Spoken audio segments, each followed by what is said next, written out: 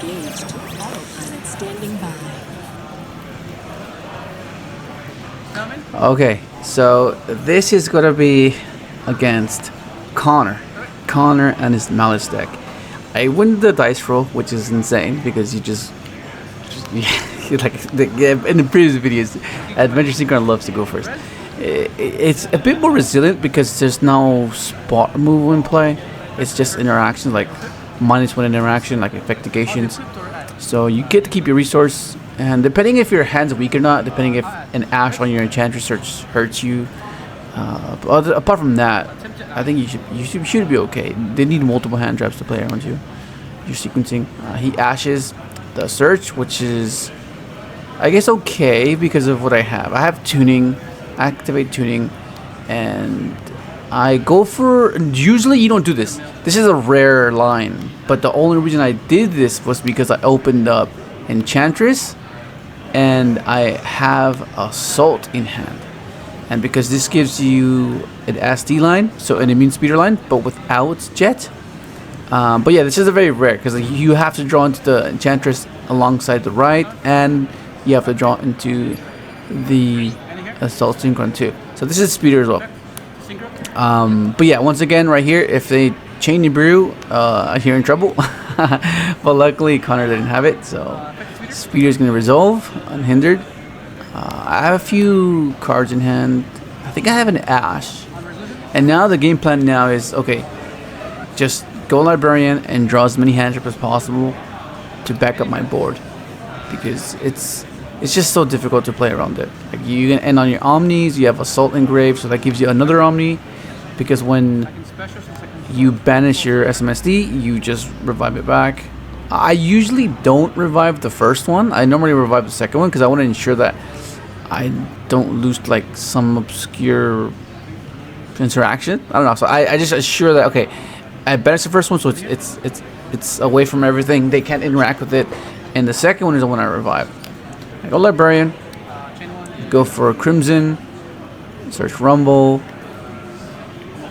and I can't do the Dispatter line because I drew both Stardust Synchrons. So if you see that part of the sequence is missing, that's because, and I mentioned it in the previous combo guide. Go ahead and check it out. It shows you how to do the entire combo without having to see the second Stardust. I go Punisher. This is very standard by now. It's just so I can target it to level 11 and bring out my SMSD, draw a card.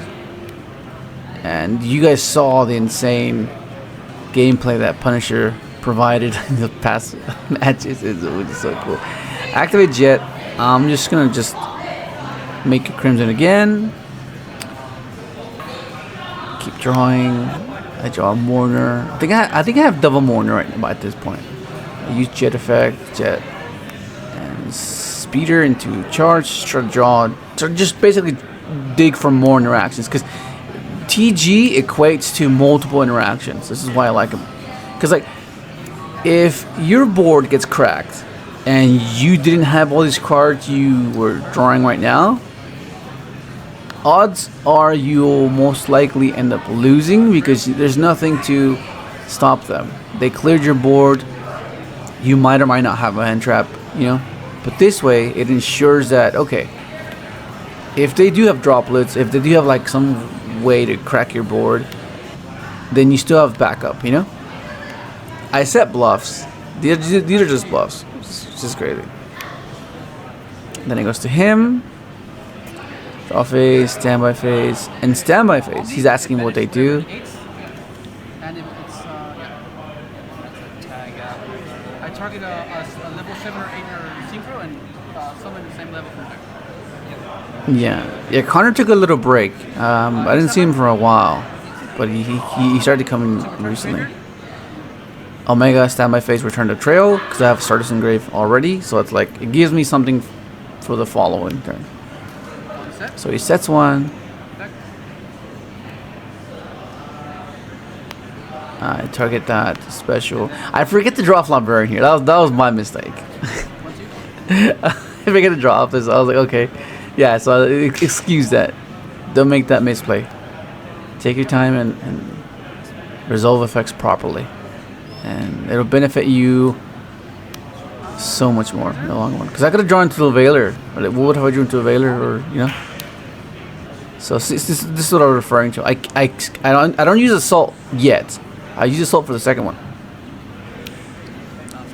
Shield spell. At this point, I feel pretty good because I know I have Ash, I know I have Mourner, and I still have one more Omni or two more Omnis. Oh, so it banishes on activation.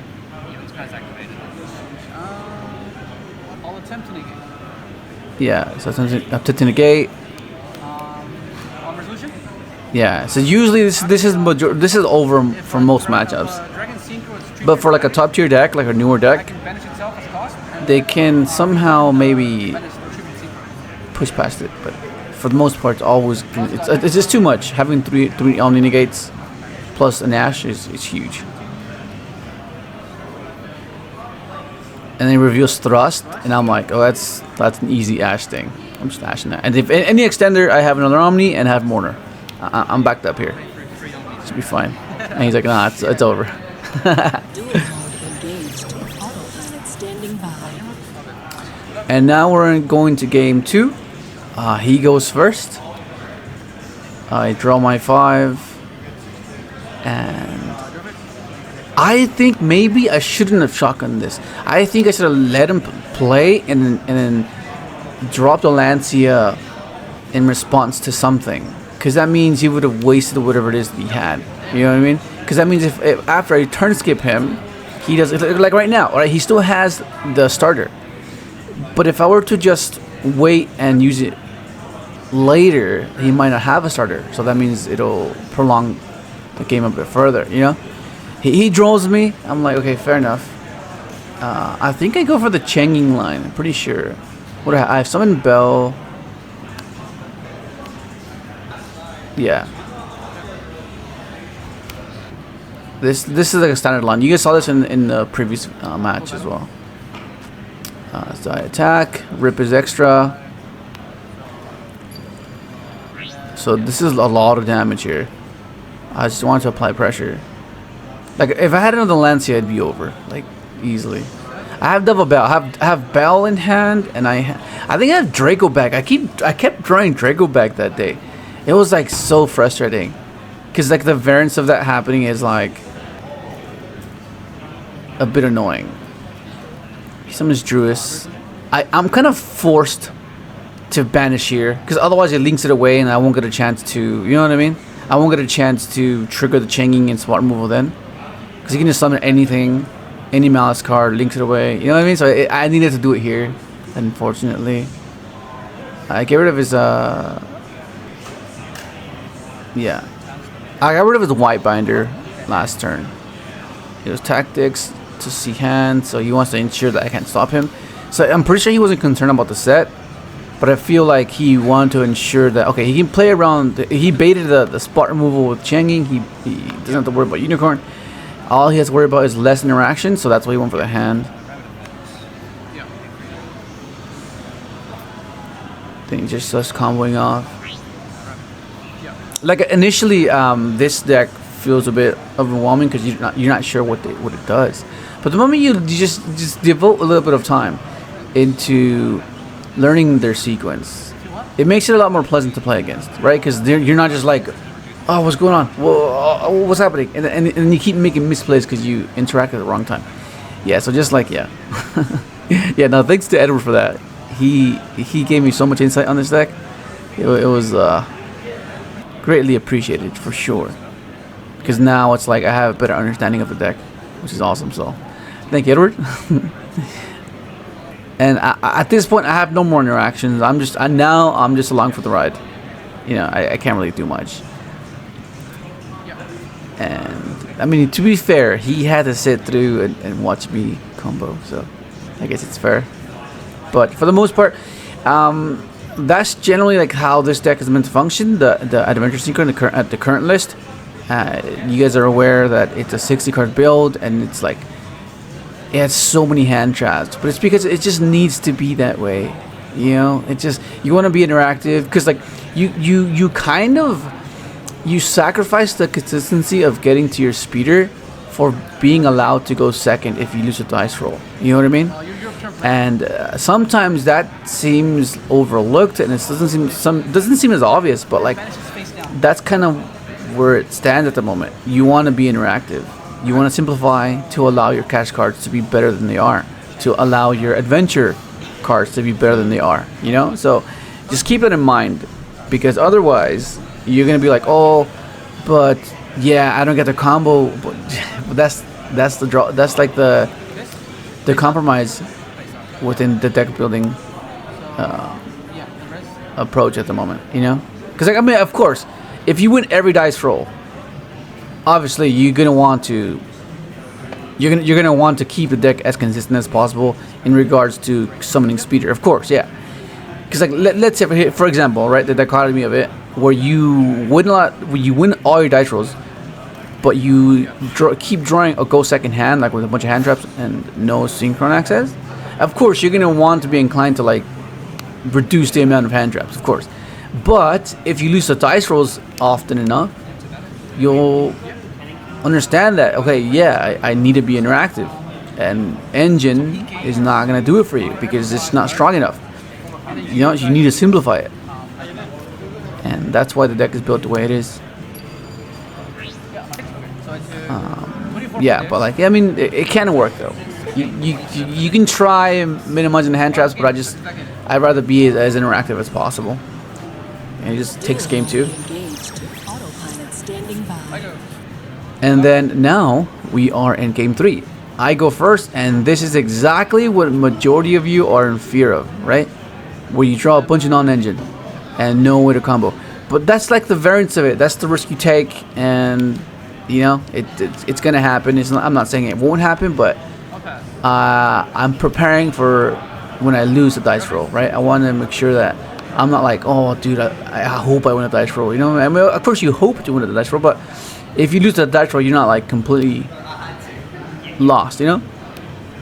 Once again, I shotgun the Lancia, which I think moving forward, I'm not sure if that's the proper thing to do. I think I gotta hold on to it.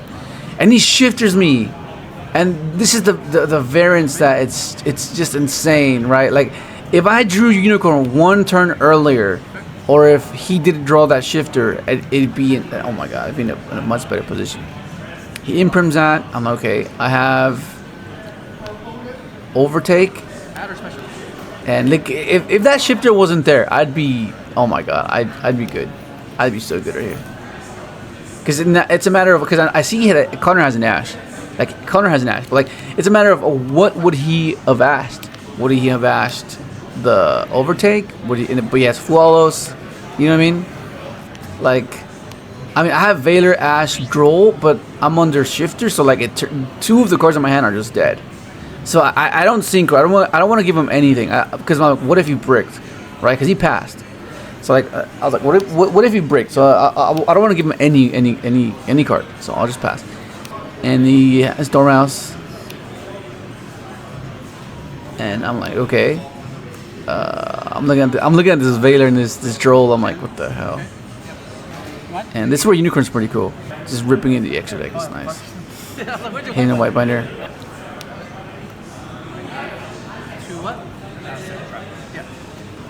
That shifter is so annoying. But I'm trying to stay in this. Because it's not over. He's on the shifter as well, so he won't be able to set up the stuff in his graveyard.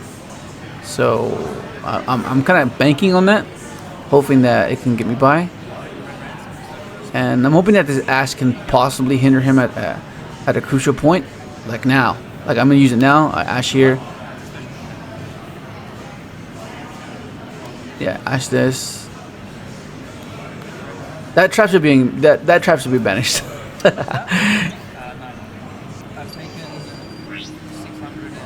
Yeah, we're just calculating what I missed or what he forgot to reduce.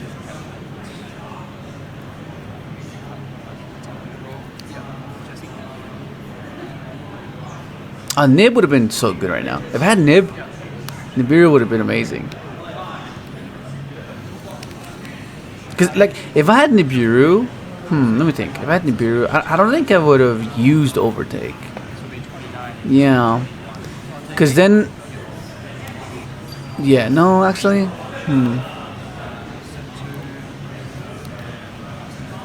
Yeah, I don't know. What was I thinking? I think I was thinking of going into an Omega line. That's what it was. I traded something for Lancia, and I'm like, okay. At this point, I'm in desperation mode. I'm not sure how far this game's gonna go, but I'm like, okay, let's just try to do something, you know. And it goes to him, and I'm like, whoa, here we go. Let's see what he has. I Veiler his monster, and I'm like, okay, well now I just have a draw, and I'm top decking. Like even if I'm like, yeah, you know, I see access code, and I'm like, okay, what's happening now? And then, yeah, it's all. I lost. Oh, damn. That shifter fucking saves you. Oh my